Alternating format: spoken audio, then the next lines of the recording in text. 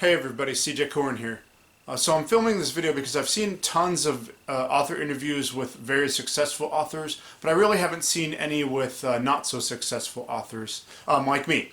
So this video is a little facetious, but I just wanted to get an interview with somebody who hasn't just quite made it yet, because I know there's a lot of people that struggle with that as authors and other creatives as well. So hope you enjoy it. Hope it gives you a little bit of a laugh. And yeah, so enjoy. Hello everyone, Chris Jackson here, and today I am going to be interviewing author CJ Korryn. Thank you, CJ, for being so willing to come out here and interview with me. And thank you for having me. So,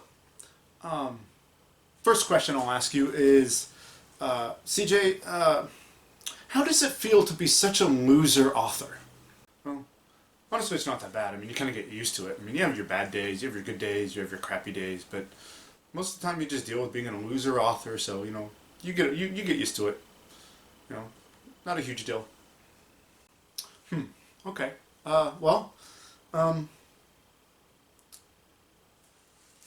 So tell me, how do you deal with being such a complete and total failure in life? Yeah, you know, Chris, that is a good question. I handle being such a complete failure at life by basically just living my failure life. You know, I just do my stuff day in, day out, keep writing no matter what. You know, yeah, I know I'm a failure, but you know, always gotta keep trying. You know what I mean? Just try, and try and fail, and try and fail, and you get back up and you keep going and you fall back down. You know, all that stuff. You know, but you know, it's coping mechanisms would be I go driving a lot and imagine myself getting taken up into space and fighting this epic, you know, galactic battle. Yeah, something to give me some excitement or something. So yeah, that's how I deal with. I just imagine myself somewhere else and doing great, awesome, violent things. I guess doing some awesome battle stuff. You know, epic war.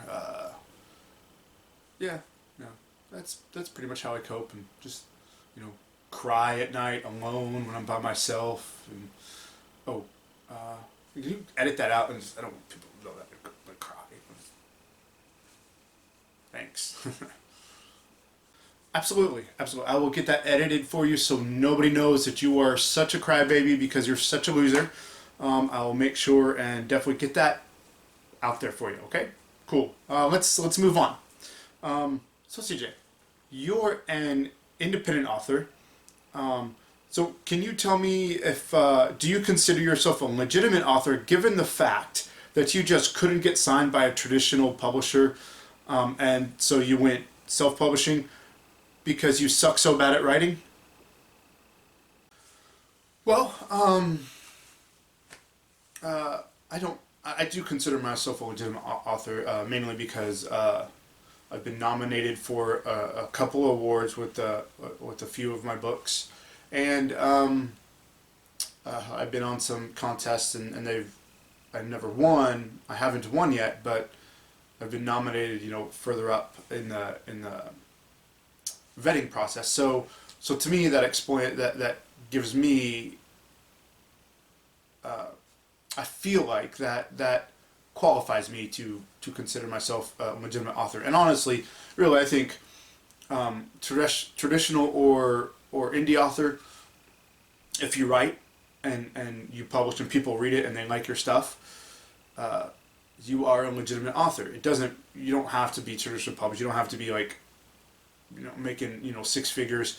You can be barely getting by with your writing and still be a legitimate author because you are writing. And let's face it, probably, you know, I'm just throwing out a number here, but I would say like 90% of the people that say they're writing a book never finish it. I mean, it's a really big feat to finish a fiction or nonfiction book. So yes, I do think that I am a legitimate author, even though I have gone self-publishing. and I did self-publishing. One reason was because I have full control over everything. I don't have to get approval for anything. If I want to change the cover, if I want to give something away for free, if I want to add something, take away something, anything I want to do, I can do it for free, or not for free, but I have complete control over it. So that's probably the main reason, or one of the main reasons that I chose to do self-publishing, because I just have complete creative control. Yeah, I have to pay for everything myself, and publishers, I can't have somebody else pay for the editing or cover art or anything like that. But I think that's worth, that's a price I'm willing to pay, literally and figuratively, to be able to have full control over my product. Okay, so CJ, tell me, I hear that a lot of authors have a couple or even a list of mistakes that they've made along their career path as growing authors. Tell me, a loser author such as yourself, I'm sure you have to have at least a couple mistakes that you wouldn't mind sharing. I made a couple big mistakes, lessons learned really. I published my first book, The Saint with Trin and Mega Station, and at that point it had the chase in it as well. But the mistake I made is I would delete my files, and I accidentally deleted on my computer my finished edited document, and I accidentally sent the publisher an unedited version. And here's the thing, I went Vanity Publishers, which I wouldn't suggest just because I don't like that. I didn't pay for them to edit it because I already had a professional editor edit it, so I spent a lot of money on that, and it became a waste because I actually deleted it. And so as soon as I found out, I realized that I had published some unedited books. I took them all off the shelf and had the publisher unpublish it. Yeah, so that was one of the big mistakes, and I learned to always save my my files. So I have files and files and files and files saved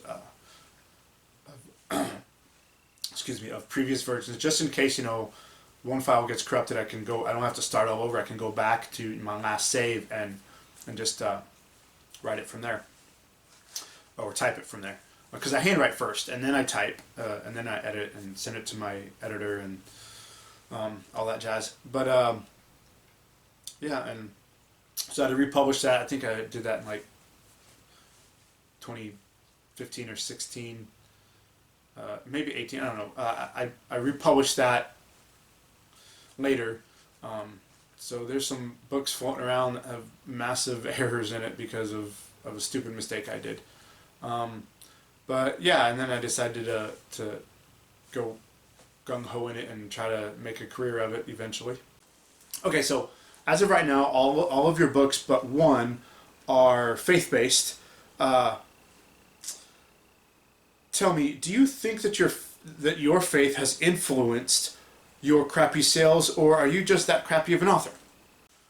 Well, I wouldn't say it's because I'm a crappy author. I mean, sure, I'm not like the best author, and I'm not like, Stephen King or Dean Koontz or anything like that. But I think in some ways it could be my faith has been a reason that I haven't sold as much. Mainly, and it's not because like persecution or anything. That's just that's not why. But I think it's more of my niche. So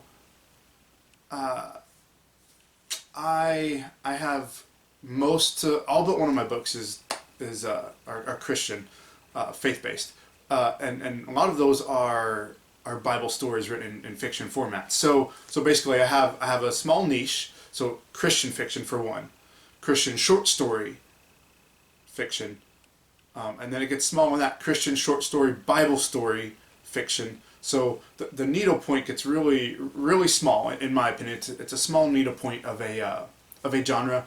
So that's one reason why I didn't go traditional publishing, because really traditional publishers are only going to sign you on if they know they can make money from you. And let's face it, Christian fiction, short story, Bible stories are not a very big market right now. Maybe they will be one day, but they're not a very big market. And I didn't write to make money. I wrote because it's my passion and I love to write. And I will write until the day my brain can't function good enough to write. And that's include if I become a paraplegic, I'll be sitting or laying on my bed and having some voice speech to text thing. So until my brain literally can't do it, I will keep writing in some form or fashion. Now you asked about if it's because I'm a crappy author. I don't think it's because of that, because and I say this because I've been nominated. I didn't win, but I was nominated twice with 2 separate books for the Christian Literary Awards. And when they tell you that you were nominated, or even at the event, they explain that it's not just people picking, stories. There's qualifications, requirements for what they consider to be good, I guess. Now I've never seen those qualifications or requirements, so I don't know. I'm just taking their word for it, but I don't think that they would take that award ceremony so flippantly that they would just give awards to people that don't deserve it, or aren't really good. So I'll say that I'm not terrible because I've been nominated, and one of my short stories is on Wattpad, and that was actually I put it in a contest, and it made the short list, which basically that's pretty good. I didn't get on. I'm sorry, I didn't make, and I made the long list, which I didn't get on the short list, but the long list is still pretty good. I was narrowed down to at least being nominated for, the next round. So because of that, I don't feel like I'm a terrible author. I just am an author that hasn't been found out about, and it's a very small niche. So I figure, that's why my sales have been not great. I'm just a very niche author right now. I do eventually plan to get, more. I have tons of sci-fi, fantasy, realistic fiction. Some that I have pretty much done. I'm just editing and all that stuff. Some that I have a few pages written or partially written, and some that I just have, character names and a general plot. I have like 50 books, and some of those actually even book series. I'm a full-time. I have a full-time job right now, so I can't write as much as I used to be able to. But I hope that answers your question, Chris. Okay, CJ. So you might not be a totally terrible author because 2 of your books have been nominated for the Christian Literary Awards. So tell the viewers about your books then. Okay, yeah. So my books. I have my Christian fiction is I basically have a few types. I have one book that it's called The Saint with Trin and Omega Station, and that is they're mostly so the first one is The Saint. It's an allegory on the armor of God. So the Saint has to go on a journey, and he fights villains with each item of his armor as a main weapon. Trin is, you could say, it's an allegory on the life of Christ, and then Omega Station is what I call my sci-fi Christian horror. So it's got a lot of blood and guts, and there's a guy that's getting ripped to shreds and eaten by aliens. But there's also a character that literally comes to know Jesus in it, and that's probably my hardcore in-your-face Jesus story.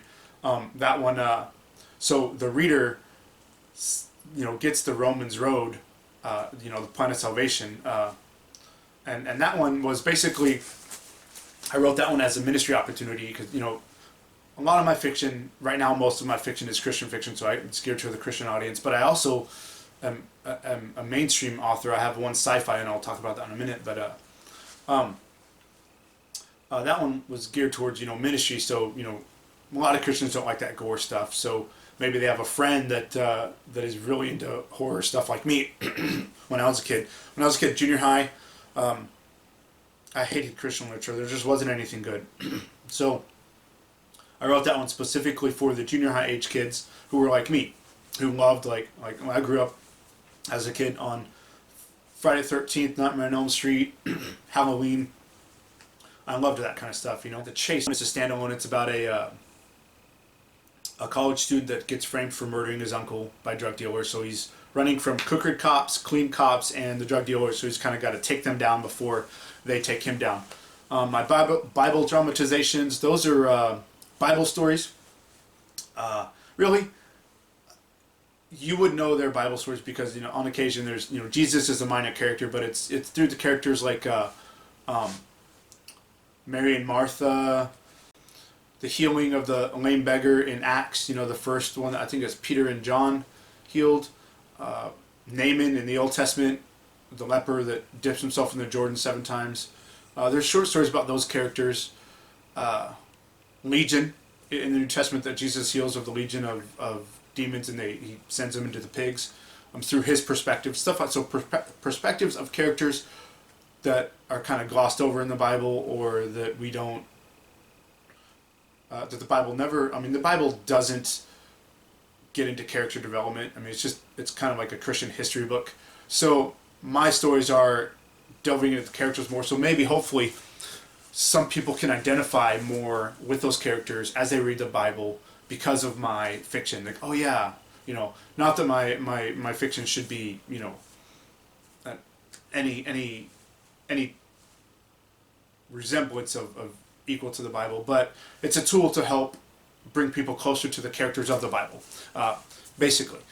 So I have 3 of those books, and then I have Noah's Ark. That's my novel size one, and that's like my what if. So like half the story takes place on land when he's building the boat and the conversion of the family. The second half is basically them at sea. Like I have a scene where 2 of the brothers are fighting, and one of them knocks the other one overboard. So now he's got to rescue his brother that he just was fighting with. Stuff like that. So it's kind of like, you know, that one's more adult oriented, mainly because I call it like a PG-13 scene, but it's a before and after scene of a married situation, which I feel like I was really good at making it non-graphic, and I actually gave that scene to people, and they said, oh yeah, it's not bad. So I only market that as adults because I would hate for, you know, a parent to buy it for, like, you know, a 10-year-old or 12-year-old, and then they get upset because there's that scene. But if they've seen PG-13 movies or PG movies, probably they've seen more. But I always want to make sure that the parents know that. Let me see, I have Insurrection. I call it my sci-fi space opera. Basically, but it's not really going to get into the space opera until like book 3. So what it is, it's a serial novel that I write on Patreon. Think of Patreon as a magazine subscription, but for digital stuff. So artists, musicians, writers, even vloggers, they go on there and they post stuff monthly or, you know, periodically, and basically you're charged for it. So mine is a monthly charge, and I post every month. Right now I have a Insurrection series. I have the first season took me 2 years to write, because I handwrite 10 pages, but it turns out to be about 5 pages per month. So it's a serial novel, and each season I turn it, I reformat it into a book and upload it. The digital version is Amazon only, but I'm working on getting the print done as well. But so that's my serial novel. Serial season 2 is going to be coming out probably next year, because I'm about halfway through it. And who knows how long that's going to be. It's basically about 5 military officers that wake up at 200 years into their future, and the human race has been enslaved. So they kind of like started an insurrection kind of thing. Yeah, so those are my books. I have a lot more fantasy, sci-fi, Christian and non-Christian stories that I have not finished, but I'm working on. So, and I'm going to be starting a fantasy serial novel in Patreon as well. Um, and I'm excited about that. I'll probably do that January or February of 2021.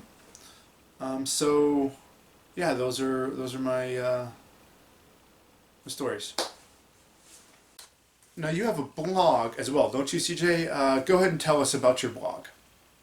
Yes, Chris. I actually do have a blog. It's called Writing with God. A blog for Christian writers and Christians. It was initially geared specifically towards writing fiction, but after like 10 or 12 blogs, I ran out of like book related things to blog about.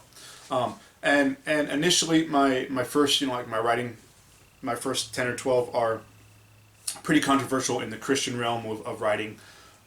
Like talks about having gore in your writing as a Christian fiction author. It talks about magic, using magic, having a character that uses magic if you are a Christian writer. Stuff like that. So some of it you can consider pretty controversial, but it's my opinion. And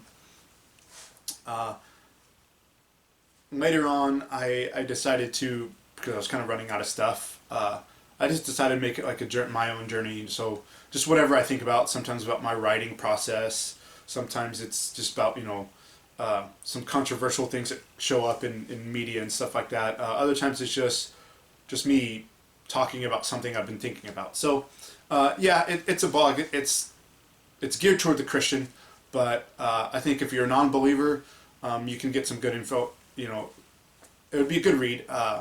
Some of my stuff can definitely be applied to Christians and non-Christians alike. So if you're a Christian, I think it's a great read. If you're not a Christian, then I still think it's a great read. You can at least get my idea of what I think. So yeah, and I'm also actually going to next year in 2021, I'm going to start taking my blog and putting them on YouTube as a vlog. So basically, somebody they can listen to my YouTube, vlog episode, and they can go back and read the full episode of the blog if they wanted to. So it'll be just a new avenue of blogging or vlogging. Yeah. So that's my blog. So, what got you into writing in the first place, anyway? Yeah. So, the turning point was in high school, but I'll back up a little bit. When I was in junior high and a little bit freshman in high school, I would write my dreams into short fiction stories. Just, a couple pages. Terrible handwriting. Nobody could read. I could barely read it, but I had a little diary journal thing that I would write in my dreams. So I was dabbling in writing even in junior high, but in high school, I think it was my freshman or sophomore year, my teacher, she had us write a fiction story using our vocabulary words. So I went home and I wrote a fiction story. Funny thing is, funny part of the story is I used the name of the girl that I liked in my class. So it was like about 5-10 pages. It was about a man and woman, like barbarian type, that fight a minotaur in a maze, and her name was Sheila. And so in class they said we're gonna read our stories out loud, like one page of our stories out loud to the class. So I was like, oh crap. So I had to go back through that page and change the name so I didn't embarrass the girl. So that's a funny story. But and actually that story is in book 2 and 3. They're going to be in my it's a mini series in the bonus stories in my Bible dramatizations books 2, probably through 4 or 5 of them. I've done 2 segments. I have at least 2 or 3 more segments in that, so they're in my bonus section of my stories. in my Bible dramatization book. So those are fantasy. But anyways, so yeah, so after that, I fell in love with writing then, and I kept writing like actual short stories. And I actually did. I wrote a novel, and it took years to write these, just because, you know, it's just for fun. So tell me, CJ, how do you cope with just being a failure at writing? Well, I cope with being a failure at writing basically this way. I think of it, I'm not dead yet, so I'm not a failure yet. I'm always going to write no matter what. And if I never make it to where I can write full time and not have a job, then that's it. I don't consider myself a failure there. I think for me, my success is just writing. I publish, get people to read it. My success would be people either come to know Jesus Christ from my fiction writing, or they, if they're already believers, they get blessed from my fiction writing. My Bible dramatization series has already been successful in my eyes, because even before I published my first one, I had Christians tell me that they went back and reread the Bible passage where my fiction story was based from. And then I had a non-believer tell me that, you know, on Wattpad I put one of my stories up there, and they said that they're not a Christian and they would have never thought to write a Bible story into fiction, but they really enjoyed it. And right there, before I ever published my first book, it was successful in my eyes. So being successful as a writer is not whether you can make, in my opinion, whether you can make $1 million. It's what you define success as. I write, I enjoy it, I write for passion, I don't write to make the money. So that's my success. Even though I do struggle with a Western view of successes where, you know, you make the money and that is success. And that's a bad, I think a poor idea to view success as, is how much money you have. It's never bad to have money, and I hope that I'm able to make writing my full-time job. Until then, I have a small business that I kind of do, you know, sell writing stuff. Shameless plug, cjkorrynbooks.com. I'm also on a few marketplaces, online marketplaces. Yeah, that's my view on being successful. So I cope with being a failure by telling myself that I'm not a failure, even though I have not fully succeeded in being a full-time author. I have succeeded in writing my fiction. So yeah, that's it.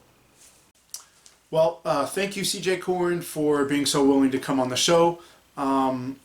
It's been great having you. Thank you, Chris. Thank you for having me. It was great. Hope to do it again sometime.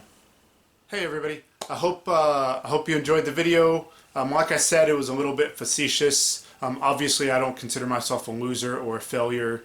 But I hope this encouraged those of you that haven't quite gotten a six-figure salary from your writing. Or, you know, just struggle with feeling like, you know, imposter syndrome, like you're not good enough or whatever. So just keep writing. I will always write because that's a passion of mine, whether I ever make any money or not. So yeah, the first Saturday of every month, I will be uploading a video about my blog. And so you can check those out on here, or you can go to my blog, read over the full blog. You can just search CJ Korryn blog, and it should be one of the first couple things that pops up. Or you can go to my website, cjkorryn.com, and you can click the link from there. So I hope you guys enjoyed the video, and I will talk to you all next month.